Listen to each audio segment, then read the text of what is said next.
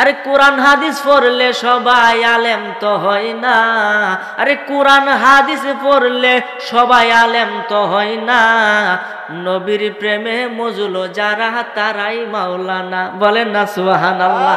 একজন ইমানদার ব্যক্তিকে যখন কবরে রাখা হয়, কবরে রাখার পরে তাকে 3টা প্রশ্ন করা হয়, আপনারা সকলে জানেন। যদি প্রশ্নের সঠিক উত্তর দিতে পারে তাহলে তো জান্নাতি, কথা কোন ঠিক কিনা? কিন্তু এখানে একটা ফেস আছে, প্রশ্নের উত্তর দেওয়ার পরে দিয়েই তার জন্য জাহান্নামের দরজাটা খুলে দেওয়া হবে। জাহান্নাম দেখে ওই ইমানদার ব্যক্তি ছটফট করতে থাকবে, দেখবে জাহান্নাম উতলাইতাছে, হাইরে এক জাহান্নাম আরেক জাহান্নাম রে খায়ালতাছে। 7টা জাহান্নাম, হাবিয়া, জাহিম, সাকার, লাজা, হুতামা, শাইর জাহান্নাম, এইভাবে 7টা স্তর, 7টা জাহান্নাম আছে। 7টা জাহান্নাম দেখে সে অবাক হয়ে যাবে, এত ভয়ঙ্কর, এত ভয়ঙ্কর। সে কান্নাকাটি করতে থাকবে, চিল্লাইতে থাকবে। এমন সময় ওই ফেরেশতা ডাক দিয়ে কই, বাবা তুমি টেনশন করো না। কেন আমার জাহান্নাম দেখাইতেছ? জাহান্নাম এই কারণে দেখাইতেছি, দেখো তার ভিতরে আযাবটা কিরকম। দেখলাম তো অনেক ভয়ঙ্কর আযাব। আল্লাহ তোমাকে, তুমি প্রশ্নের উত্তর দিতে পেরেছ, তুমি ইমানদার হইয়াছ, এই জন্য আল্লাহ রাব্বুল আলামিন খুশি হইয়া তোমাকে এই জাহান্নাম থেকে মুক্ত করে তোমাকে জান্নাত দান করিয়াছে। আমাদের প্রভু আমরা এক নবীর উম্মত, জীবন বিধানে ওই শিবানী কোরআন। তবে কেন এক নও হে মুসলমান, এক হও, এক হও করি আহ্বান। যদি আপনি নিয়ামত পাই, আল্লাহর নিয়ামতে শুকরিয়া আদায় করেন, তাহলে আপনি যে নিয়ামতটা পাইছেন এটা বাইরে যাবে, আল্লাহ আরো বাড়ায় দিব। আর যদি নিয়ামত পাওয়ার পরেও আপনি শুকরিয়া আদায় করলেন না, শুকরিয়া আদায় করলেন না, এতে কি হইল? আল্লাহ আপনার প্রতি রাগ হইব। রাগ হয়ে কি করবো? আপনার গজবের মাঝে ফেলবো। তাইলে আমরা শুকরিয়া দেয় আলহামদুলিল্লাহ কত কোনো ব্যাপার না, কথা কোন ঠিক কিনা? আর একবার সুবহানাল্লাহ, আল্লাহু আকবার, আলহামদুলিল্লাহ এগুলা বললে আসমান এবং জমিনে যে ফাঁক জায়গাটা পুরাটা শব্দ বেড়ে যাবে। পুরাটা শব্দ বেড়ে যাতে তো আপনার সবের ভিতরে হাবুডুবু খাইতেছেন, আপনি তো মরলেও আপনার সাথে সব বাজে যাবে, কথা কোন ঠিক কিনা? এই জন্য আমার ভাইরা, বাবারা, বন্ধুরা খুব মনোযোগ দেন। ভূমিকা সংক্ষেপ করলাম, মেন আলোচনার ভিতরে ঢুকে গেলাম, একটু মনোযোগ দেন রে বাবা। কয়েকটা কথা বলবো, আমি আশা করব আমল করলে জান্নাতে যাবেন ইনশাআল্লাহ। আল্লাহ আপনারা আমারে বানাইয়া এই পৃথিবীতে দিছে পাঠাইয়া, একদিন পৃথিবীও থাকবে না, আপনি আমিও থাকবো না, কোনো কিছুই থাকবে না, সবকিছু মাটির উপরে পড়ে থাকবে, শুধু আপনি থাকবেন মাটির ভিতরে, কথা কোন ঠিক কিনা?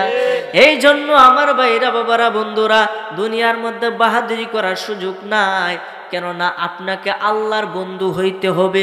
যদি আপনি আল্লাহর বন্ধু হইতে পারেন তাহলে মৃত্যুটা আপনার ঈমানের সাথে হবে। আর যদি মৃত্যুটা ঈমানের সাথে হয় তাহলে কবরে মুনকার নাকিরের প্রশ্নের উত্তর আপনি দিতে পারবেন। আর যদি প্রশ্নের উত্তর দিতে পারেন তাহলে ঈমানদারের জন্য জাহান্নামের দরজা প্রথমে খুলে দেওয়া হবে। কথা বুঝবেন কিন্তু, ঈমানদারের জন্য সর্বপ্রথম জাহান্নামের দরজা খুলবে। তো হুজুর ঈমানদার হয়ে লাভটা কি হইলো? জাহান্নামের দরজাগুলো বেহেশতে কইতে। একটু মনোযোগ দেন, কথা ফেসলা গায়েন না, বুঝতে গিয়ে ফেসলা গায়ে সকালে উঠতে গালি দিয়েন না। বাবা, যদি একজন ইমানদার ব্যক্তিকে যখন কবরে রাখা হয়, কবরে রাখার পরে তাকে 3টা প্রশ্ন করা হয়, আপনারা সকলে জানেন। যদি প্রশ্নের সঠিক উত্তর দিতে পারে তাহলে তো জান্নাতি, কথা কোন ঠিক কিনা? কিন্তু এখানে একটা ফেস আছে, প্রশ্নের উত্তর দেওয়ার পরে দিয়েই তার জন্য জাহান্নামের দরজাটা খুলে দেওয়া হবে। জাহান্নাম দেখে ওই ইমানদার ব্যক্তি ছটফট করতে থাকবে, দেখবে জাহান্নাম উতলাইতাছে, হাইরে এক জাহান্নাম আরেক জাহান্নাম রে খায়ালতাছে। 7টা জাহান্নাম, হাবিয়া, জাহিম, সাকার, লাজা, হুতামা, শাইর জাহান্নাম, এইভাবে 7টা স্তর, 7টা জাহান্নাম আছে। 7টা জাহান্নাম দেখে সে অবাক হয়ে যাবে, এত ভয়ঙ্কর, এত ভয়ঙ্কর। সে কান্নাকাটি করতে থাকবে, চিল্লাইতে থাকবে। এমন সময় ওই ফেরেশতা ডাক দিয়ে কই, বাবা তুমি টেনশন করো না। কেন আমার জাহান্নাম দেখাইতেছ? জাহান্নাম এই কারণে দেখাইতেছি, দেখো তার ভিতরে আযাবটা কিরকম। দেখলাম তো অনেক ভয়ঙ্কর আযাব। আল্লাহ তোমাকে, তুমি প্রশ্নের উত্তর দিতে পেরেছ, তুমি ইমানদার হইয়াছ, এই জন্য আল্লাহ রাব্বুল আলামিন খুশি হইয়া তোমাকে এই জাহান্নাম থেকে মুক্ত করে তোমাকে জান্নাত দান করিয়াছে। প্রথম, এরপরে তার জন্য জান্নাতের দরজা খুলে দেওয়া হবে। এরপরে জান্নাতের ভিতর থেকে আরামদায়ক বাতাস তার কবরে আসতে থাকবে। দুইজন ফেরেশতা তার জন্য একটা সবুজ গালিচা আনবে, আইনা কবরের মধ্যে বিছাইবে। কবরটা 70 হাত প্রশস্ত করে দেওয়া, বড় করা হবে। কবরটা কি করা হবে? বড় করা হবে তার জন্য, যাতে সে গৈরিয়া সইরিয়া ঘুমাইতে পারে, আরামদায়ক। তখন এই বিছনা আইনা কইব, বাবা একটু ঘুমাও। আমার বাড়ির লোকটা দেখতেছো কিবা কান্তাছে? দেখতেছি। একটু সময় দিবা, আমি কালিকে কই আয়াম যে আমার আল্লাহ শান্তি হালে রাখছে, তোমরা কান্দো না, এমনি কালিকে একটু সুযোগ দিবা। আমরা তো অনেক দূর থেকে আইছি, আমাদের তো আরো কাজ আছে, আপনি খালি একটু শুন, এরপরে আমরা চলে যাবো, এরপরে আপনি জান যে কইরে তো টিহি কই শুন। এতে কয়জন ইমানদার ব্যক্তি এই সবুজ গালিচার মধ্যে শুইব, শোয়ার সঙ্গে সঙ্গে আল্লাহ রাব্বুল আলামিন তার চোখের মধ্যে একটা আরামদায়ক ঘুম দিব, যে ঘুমের কারণে সেই ব্যক্তি কিয়ামত পর্যন্ত ঘুমাইবো, আর সজাগ হবে না। তাইলে আপনি যদি ঘুমান, সারা রাত পার হয়ে, সারা দিন পার হয়ে যায়, এবার ঘুমাতে উঠলে কি মনে হয় যে এত সময় গেছে? তাহলে বোঝা যায়, যদি কবরের ভিতরে আপনি ঘুমাইতে পারেন, তাহলে আপনি বুঝবেন না যে লক্ষ লক্ষ কোটি কোটি বছর চলে গেছে, আপনি ধারণাও করতে পারবেন না। এই জন্য ইমানদার হওয়ার দরকার আছে না নাই? কথা বলেন না কেরে, আছে না নাই? ফিসাররা কি আমার প্রতি গুসা হচ্ছেন নাকি? কথা কই না কেরে? আপনারা রাজি আছেন ইনশাল্লাহ? আছেন? আতুরাই দিয়েছে সবাই। নারে তাকবীর, নারে রিসালাত, সকল আলহামদুলিল্লাহ। এই জন্য আমার ভাইরা, বাবারা, বন্ধুরা, আমার কথা না বুঝলে একটু প্রশ্ন কইরেন। আপনাকে আমাকে ইমানদার হইতে হবে, আল্লাহর বন্ধু হইতে হবে। যদি আল্লাহর বন্ধু হইতে পারেন, আজরাইল আসবো, দরজার মধ্যে হাসবো, বলেন না সুবহানাল্লাহ। আজরাইল আইবো আপনার দরজা, আয়া খারইব, কারইব আসসালামু আলাইকুম, আমি কি ভিতরে আসতে পারি? প্রশ্ন করব। তখন যখন জানটা কবজ করতে লইব, তখন জান আজ কবজ করতে না। তখন আল্লাহ রাব্বুল আলামিন যখন বলবে, আল্লাহ তোমার এই বান্দার জান তো আমি কবজ করতে পারতেছি না, এখন আমি কি করব? আমার আল্লাহ ডাক দিয়া দেখেন কত সুন্দর ফয়সালা দিয়ে দিতেছে। ওই বান্দা তো আমার পাগল ছিল, আমার প্রেমিক ছিল, আমার ওলি, আমার বন্ধু, এই জন্য তুমি তাকে এভাবে হত্যা করতে পারবা না। এক কাজ করো, তোমার ডান হাতের মধ্যে আমি আল্লাহর কুদরতি নামটা তুমি লেখো, আল্লাহ শব্দটা লেখো, লেখা তার সামনে ধরো, তার জান কবজ করতে হইতো না, তার রুহ আপনা আপনি তোমার হাতে চলে আসবে। তার মানে কি বুঝলেন? ইমানদারের জান কবজ কি কষ্ট হইব নাকি সহজ হইব? কথা কন্যারা, কষ্ট না সহজ? এই জন্য ইয়া মুহাম্মদ মুস্তাফা নবী সাল্লে আলা, ইয়া মুহাম্মদ মুস্তাফা নবী আলা, ইয়া মুহাম্মদ মুস্তাফা নবী সাল্লে আলা। ওরে শাফায়াতের কান্ডারি মদিনা ওয়ালা, ইয়া মুহাম্মদ মুস্তাফা নবী আলা, ইয়া মুহাম্মদ মুস্তাফা নবী। কেউ বা বলে নবী গোলাপের বাবা, নবীজি আমার কাবারও কাবা।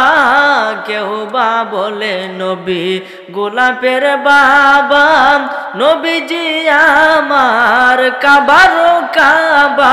নয় সে গোলাপ নয় সে কাবা, নূর আল্লাহ, ইয়া মুহাম্মদ মুস্তাফা নবী সাল্লে আলা, ইয়া মুহাম্মদ মুস্তাফা নবী। ওরে শাফায়াতের কান্ডারি মদিনা ওয়ালা, ইয়া মুহাম্মদ মুস্তাফা নবী সাল্লে আলা, ইয়া মুহাম্মদ মুস্তাফা নবী সাল্লে আলা। জোরে বলেন না সুবহানাল্লাহ। এই জন্য আমার ভাইরা, বাবারা, বন্ধুরা, বলতেছিলাম আপনি আমাকে আল্লাহর ওলি হইতে হবে। আজকের এই মাওলানা আব্দুল মজিদ পীর সাহেবের বাড়িতে বৈশা আমি বইলা গেলাম, যদি আপনি আল্লাহর ওলি না হইয়া কবরে যান, শুধু আমি নয়, আপনি নয়, তামাম পৃথিবীর মানুষের বুকে আমি কথাটা বললাম, যদি আপনি আল্লাহর ওলি না হইয়া কবরে যান, নির্ঘাত জাহান্নামী যাবেন, নির্ঘাত, আর কোনো সন্দেহ নাই। তার মানে আল্লাহর ওলি হইতে হবে কি হবে না? যদি কেউ না, হুজুর আমি তো আল্লাহর ওলি হইতাম না, আমার তো ভক্ত মুরিদ নাই, তে কে অলিটা? আরে ভক্ত মুরিদ লাগতো না, আপনি নিজে সাধারণ মানুষ আল্লাহর অলি হয়, বলেন না সুবহানাল্লাহ। আর আল্লাহর অলি হইতে টাইটেল পাস করতে হয় না, দাওরায়ে কামিল পড়তে হয় না, কোনো কিছুই করতে হয় না। আল্লাহর অলি হইতে গেলে নবীর ভালোবাসাই যথেষ্ট। যারা বলেন না সুবহানাল্লাহ। আরে কোরআন হাদিস পড়লে সবাই আলেম তো হয় না, আরে কোরআন হাদিস পড়লে সবাই আলেম তো হয় না, নবীর প্রেমে মজুলো যারা তারাই মাওলানা, বলেন না সুবহানাল্লাহ। এই জন্য আমার ভাইরা বাবারা বন্ধুরা, সেই নবীকে জানে চাইতে মহব্বত করতে হবে। নবীজি বলেছেন, মান আহাব্বা সুন্নতি ফাকাদ আহাব্বানি ওয়া মান আহাব্বানি কানা মাই ফিল জান্নাহ, বলেন না সুবহানাল্লাহ। নবীজি বলেন, যে ব্যক্তি আমার সুন্নতকে ভালোবাসলো, আমার সুন্নতকে মহব্বত করলো, সে ব্যক্তি আমি নবীজিকে মহব্বত করলো। আর যে ব্যক্তি আমি নবীজিকে মহব্বত করলো, সে ব্যক্তি জান্নাতে যাবে, বলেন না সুবহানাল্লাহ। এখন দাড়ি রাখা কার সুন্নত? জুব্বা পরা কার সুন্নত? মাথার মধ্যে কালো, সাদা অথবা সবুজ পাগড়ি পরিধান করা নবীজির সুন্নত। এই সুন্নত গুলাতে আমাদের পালন করতে হবে। জামাতে নামাজ পড়া সুন্নতে মুআক্কাদা, বড় সুন্নত, এটা আমাদের পালন করতে হবে। এরপরে বিভিন্ন জায়গার মধ্যে সুন্নত কিছু কাজ আছে, এগুলা করতে হবে। নবীজি বলছেন, যে ব্যক্তি আমার সুন্নতকে ভালোবাসলো সে আমাকে ভালোবাসলো, আর যে আমারে ভালোবাসলো সে তো জান্নাতেই যাবে, বলেন না সুবহানাল্লাহ। এই জন্য আমার ভাইরা বাবারা বন্ধুরা, নবীজি বলেছেন, লা ইউমিনু আহাদুকুম হাত্তা আকুনা আহাব্বা ইলাইহি মিন ওয়ালিদিহি ওয়া ওয়ালাদিহি ওয়ান নাসি আজমাইন। ততক্ষণ তোমার বিবি বাচ্চা, সংসার, পাড়া প্রতিবেশী যা কিছু আছে সব কিছু থেকে, এমনকি তোমার নিজের জানের চাইতে বেশি যদি আমাকে মুহব্বত না করো, তাইলে তুমি একজন মুমিন হইতে পারবে না, বলেন না সুবহানাল্লাহ। সব কিছুর আগে কি? নবীর ভালোবাসা। এরপরে হয়েছে, আগে হয়েছে ইমান, এরপরে হয়েছে আমল। আমল হয়েছে নামাজ, রোজা হয়েছে আমল, হজ আমল, যাকাত আমল, সবকিছু হয়েছে আমল। সবার আগে হয়েছে ইমান। কেননা নবীজি বলেছেন, আখলিস দীনাকা ইয়াকফিকাল আমালুল কলিল, তোমার ইমানকে কাটি করো, অল্প আমল করলে এটা নাজাতের জন্য যথেষ্ট হয়ে যাবে। এখন আপনার কাছে একটা প্রশ্ন, আপনারা জ্ঞানী গুণী বাবার কাছে একটা প্রশ্ন। একটা এক লিখলাম আমি, কি লিখলাম? এক। একের বামে দে শূন্য দিলে কোনো দাম আছে? যে ডাইনা দে একটা দেই, আরেকটা দিলে, আরেকটা দিলে, আরেকটা দিলে, ওয়ান শূন্য বড়া এক নাই, বলেন শূন্যের দাম আসেনি? আপনার কোনো কিছুই নাই, কোনো শূন্য নাই, শুধু এক আছে, বলেন এটার দাম আসেনি? আছে। একটু বুঝবেন রে বাবা। এক দিলাম, সাথে একটা শূন্য লাগাইলাম, একের থেকে 10 হইয়া গেল। আর একটা শূন্য দিলাম, 100 হইয়া গেল। আরেকটা দিলাম 1000 হয়ে গেল। আরেকটা দিলাম 10,000, আরেকটা দিলাম 1 লক্ষ। এইভাবে বাড়তে বাড়তে খালি শূন্য দিয়াম যত, অত খালি একের দাম বাড়বে। কথা বলেন ঠিক কিনা? তেমনি ভাবে নবীর ভালোবাসা হইছে প্রথম। যদি সামনের এক নাই, শূন্যের কোনো মূল্য নাই। নামাজ হইছে শূন্য, রোজা হইছে শূন্য, হজ হইছে শূন্য, যাকাত শূন্য, সমস্ত আমল শূন্য। নবীর ভালোবাসা, নবীর মুহাব্বত হইছে এক। এক যখন নাই, শূন্যর দাম নাই। নবীর ভালোবাসা নাই, আপনার আমলের কোনো দাম নাই। কথা বলেন ঠিক কিনা? এই জন্য বাবা একটাকে ঠিক রাখতে হবে। একটাকে কি রাখতে হবে? আমাদের প্রভু এক, আমরা এক নবীর উম্মত, জীবন বিধানে ওই শিবানী কোরআন। তবে কেন এক নও হে মুসলমান, এক হও, এক হও করি আহ্বান। কথা কোন ঠিক কিনা? আমাদের মধ্যে দল হইছে না অনেক? আয় সভ্য না, এত দল আমি বুঝতে পাই না। মুসলমানের মধ্যে কেন এত দল? দলাদলি কিসের? আমরা তো আহলে সুন্নাত ওয়াল জামাতে সকলে অন্তর্ভুক্ত। নবীজি কইছে ফিতনা যুগে 73টা দল হইব, এর মাঝে একটা দল 71 দল, একটা দল বেহেশতে যাবে, 72 দলে জাহান্নামে যাবে। তখন সাহাবীরা যে ইয়া রাসূলুল্লাহ, একটা দল যে বেহেশতে যাইব, এরা কেলা? এরা হইছে আমি এবং আমার সাহাবেরা অনুসরণ যারা করে তারাই যাবে বেহেশতে। এবং সাহাবী এবং নবীজির অনুসরণ যে দলটা করে, এই দলটার নামই হলো আহলে সুন্নাত ওয়াল জামাত। বলেন না সুবহানাল্লাহ। এই জন্য আমরা তো সকলে একই পথের যাত্রী, আমরা তো সকলে কবর দেশে যেতে হবে, এই জন্য কেন আমরা দলাদলি করব? আসুন আমরা সবাই এক হয়ে যাই, এক হইলে বাতিলরা আমাদের সামনে মাথা উঁচু করে দাঁড়াতে পারবে না। এই জন্য আমার ভাইরা, বাবারা, বন্ধুরা, আল্লাহর ওলি আপনাকে আমাকে হইতে হবে, আল্লাহর বন্ধু হইতে হবে। যদি আপনি আল্লাহর বন্ধু না হন, তাহলে কবরে গেলে আপনি ফেরেশতার বাড়ি খাইবেন, যে ফেরেশতা চোখে দেখে না, কানে শুনে না। বিছানা ডাইনে বামে মাটি, আমার মাটির বিছানা, আমি মরে গেলে আমায় তোমরা ভুইলা যায়ও না, আমি চলে গেলে আমায় তোমরা ভুইলা যায়ও না। আমার মরণ আসিবে কখন কেউ তো জানে না, আমার মরণ আসিবে কখন কেউ তো জানে না। আমি মইরা গেলে তোমরা আমায় ভুইলা যায়ও না, আমি চলে গেলে আমায় তোমরা ভুইলা যায়ও না। আমার মরণ কেউ তো জানে না, আমার মরণ আসিবে কখন কেউ তো জানে না। এই দুনিয়ায় চিরজীবন থাকার জায়গা না, অন্ধকার কবর যে আমার আসল ঠিকানা।